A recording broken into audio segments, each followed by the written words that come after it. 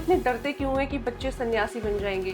हम लोग धर्म की से निकल कर आध्यात्म की ओर जाएंगे आने वाले समय। और ये विकास हो, ये बदलाव हो। जब आप इस नक्षत्र में पैदा होते हैं तो उस नक्षत्र के गुणधर्म आप में आ जाते हैं। हमारा देश जो है वो संतों का ही देश है। तो इस संतों के देश में पेरेंट्स जो हैं वो इतने डरते क्यों हैं कि बच्चे सन्यासी बन जाएंगे, जबकि पेरेंट्स भी जानते हैं ये तो देश ही हमारा इसीलिए प्रख्यात है।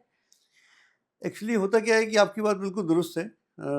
ऐसा नहीं होना चाहिए क्योंकि जैसा जो होगा वैसा होगा। लेकिन माँ बाप को अपने बच्चों से उम्मीद रहती है कि ये जो मेरा बच्चा है मेरे लिए होगा। आज मैं इसके लिए कुछ कर रहा हूँ या कर रही हूँ, कल को मेरे लिए होगा।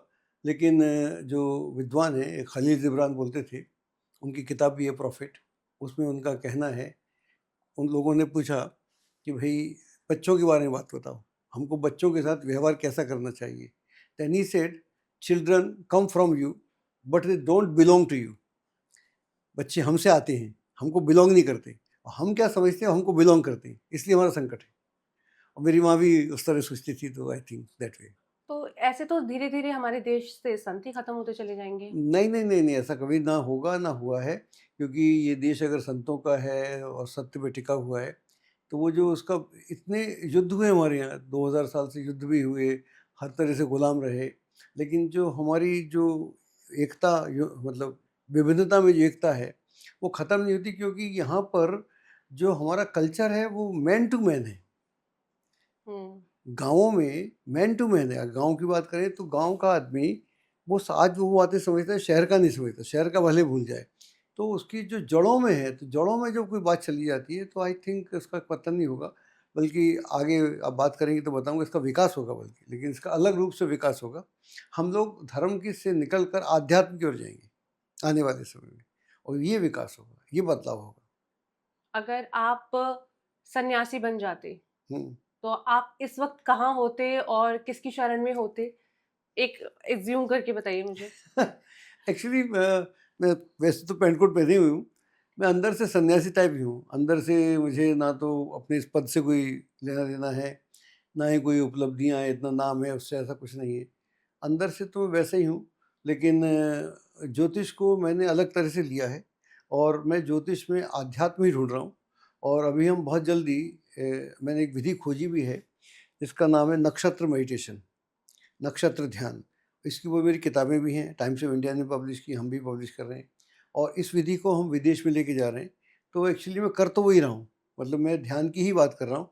हमारा जो बिलोंगिंग है, हमारी जो कनेक्टिविटी है, जैसे मेरी, ये मान लीजिए मेरे एक सेट माँ बाप हैं।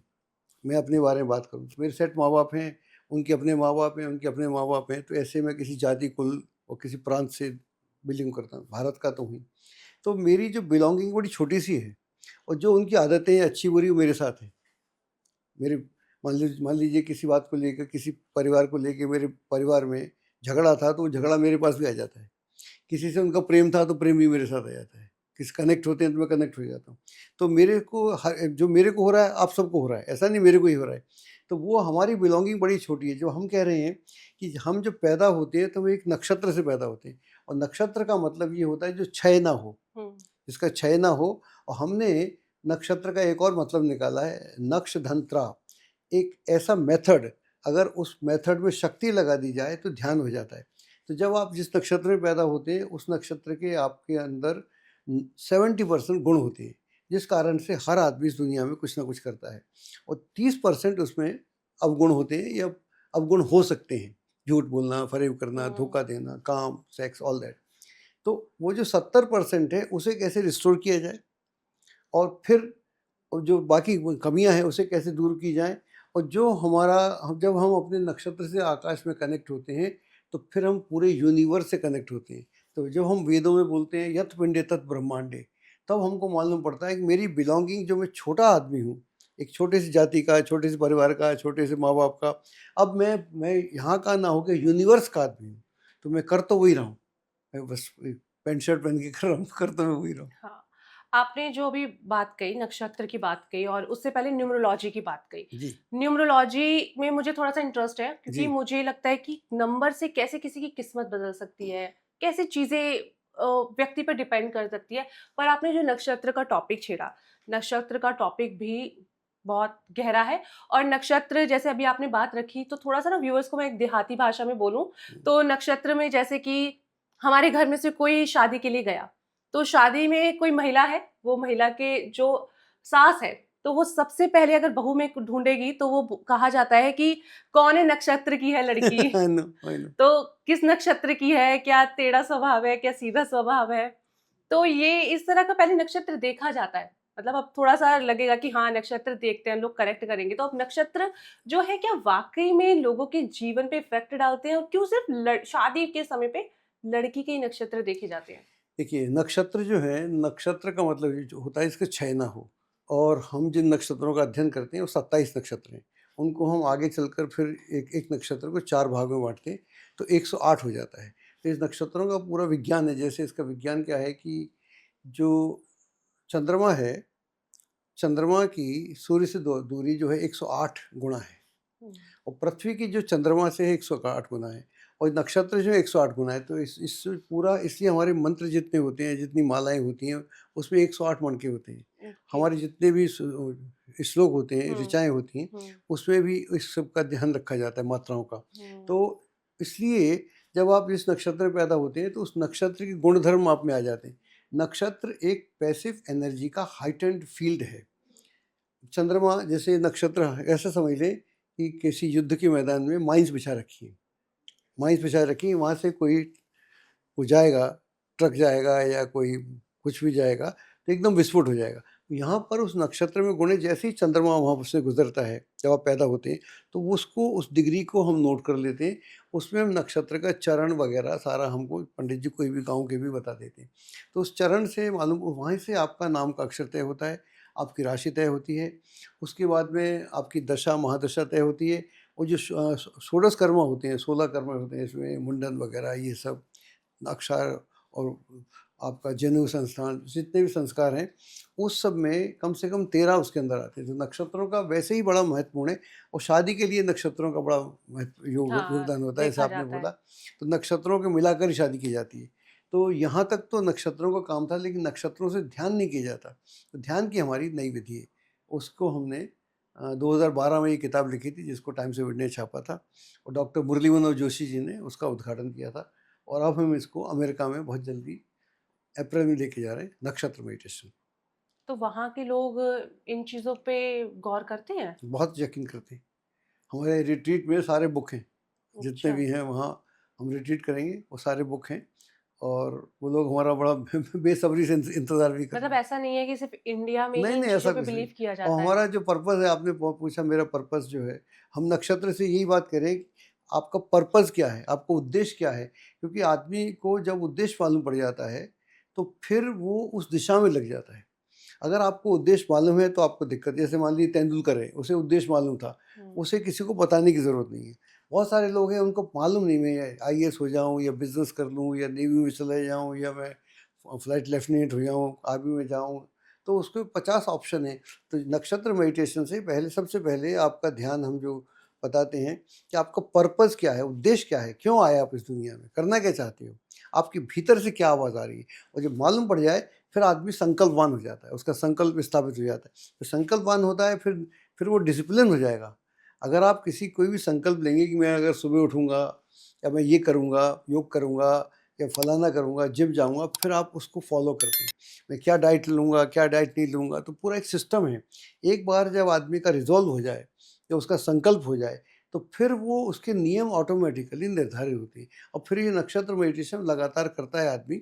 जब भी आप अपने से जुड़ते हैं, तो आप में क्रांति आती है। नक्षत्र जैसे कि मून, मून चक्कर लगाता है, जी। और उसके ही चक्कर को जैसे 27.35 कुछ ऐसा है, हाँ, उतने दिन में उन वो पूरा एक चक्र। हर हर ए हाँ, 27 आपने ठीक बोला।